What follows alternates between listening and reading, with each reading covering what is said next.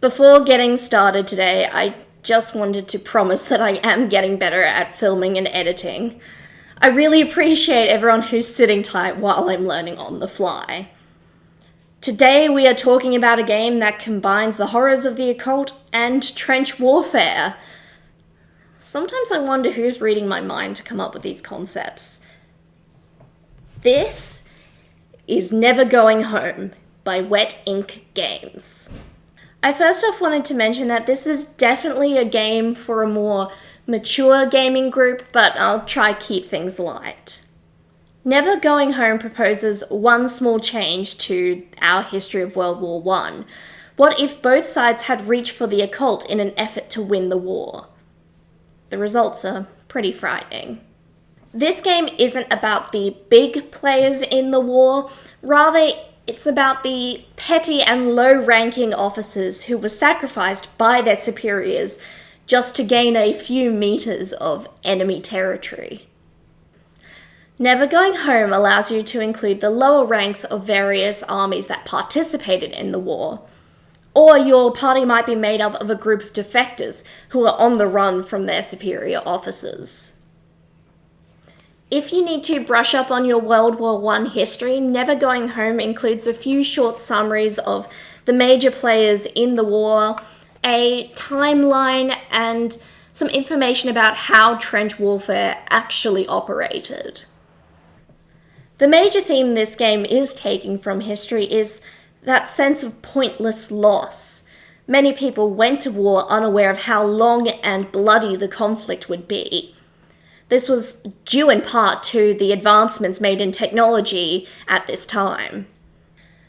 Never Going Home adds the Veil alongside machine guns, tanks, and penicillin. The Veil is the source of dark magic. It has its own unique flavor, part folklore, part body horror, part Lovecraftian. All who use its power are subject to its corrupting influence. Never Going Home is based around the +1 system. An obstacle to a character's goal will have a certain challenge rating for them to overcome. So they gain a number of d6 from their skill, and they roll that. 5s and 6s are generally counted as successes. A player may also add their skill bonuses or their skill statistic to a roll to help bump them up a little. Sometimes these obstacles can be overcome by a single player, but other times they are a challenge that requires the entire party to work together. This game also uses a standard pack of playing cards to represent narrative themes, emotional and mental states, spell casting components, and initiative, for example. It also represents how characters are changed by the missions they go on together. This does sound very intimidating at first. I did find as I read on, it made more sense. Generally, all you have to pay attention to is the suit and the number. Jokers are wild cards, which have their own special rules. The cards also represent corruption. Corruption represents a character's slow or fast descent into the influence of the Veil. Another mechanic that these cards represent is corruption. Corruption is a character's descent into the influence of the Veil. This might happen slowly by chance, or faster if a character uses the powers of the Veil. You are very carefully guided through character creation. Every character gets 10 points that they can distribute among 3 attributes: brawn, smarts, and guts. These attributes will basically cover all of your skills within the game. There are 6 types of magic you can choose from. These magics allow you to harness the power of the Veil while exposing you to corruption, and some paths are more dangerous than others. I do think it is possible to make a character who doesn't use magic in the game, as there is a pretty comprehensive weapons table to choose from, But I think it'd be interesting if they released more non-magical archetypes for you to play with. This book also takes you through how a session might proceed.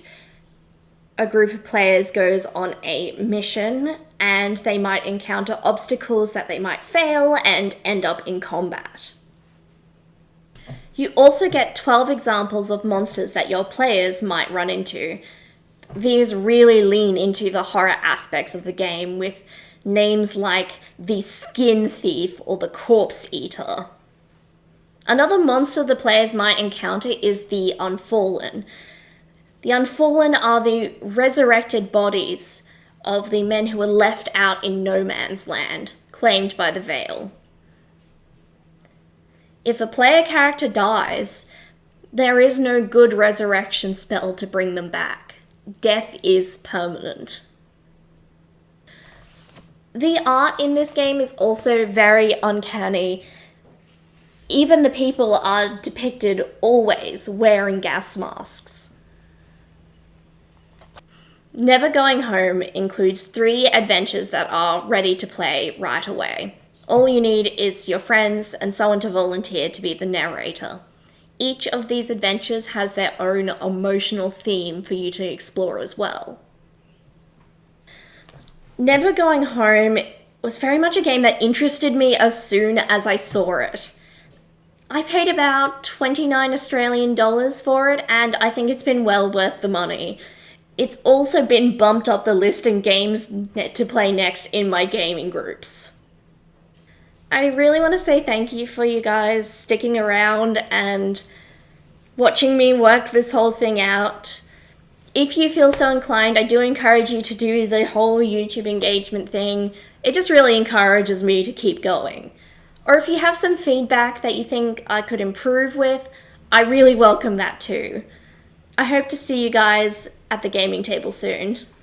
Bye!